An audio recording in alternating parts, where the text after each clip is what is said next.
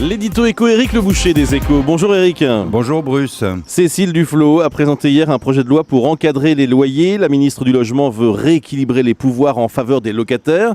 Mais le dispositif est très critiqué. Très critiqué, comme l'ensemble des mesures annoncées par la ministre.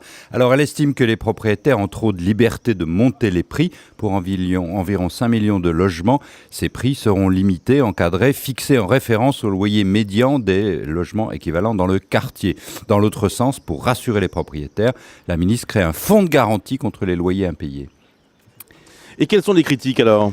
Que ces mesures sont pleines de bons sentiments, mais elles se retournent contre leur objectif. Encadrer les loyers pour faire peur aux propriétaires, va faire peur aux propriétaires et accentuer la pénurie de logements. Le fonds de garantie est, selon les assureurs, un encouragement aux locataires pour ne pas payer, puisque le propriétaire sera de toute façon dédommagé. On peut craindre donc une explosion des impayés. Toutes ces mesures de Cécile Duflot sont exactement de la même veine. Elles vont à l'échec. Elles démontrent que le bon sentiment ne fait jamais de la bonne économie. Quelles autres mesures ? Les réquisitions de logements vacants qui font fuir les investisseurs, le dispositif défiscalisation qui porte le nom de Duflot, qui laisse sceptiques les promoteurs. Au passage, je me demande comment elle a pu accepter d'associer son nom à un outil de défiscalisation. Toutes ces mesures ne règlent rien au fond du problème du logement en France. Les constructions sont insuffisantes. Il faudrait un choc en faveur des investisseurs. Or, il se passe l'inverse. Les mises en chantier vont reculer de 9% cette année, selon le Crédit Foncier. Le nombre de crédits immobiliers s'est effondré de 11% au premier trimestre. Bref,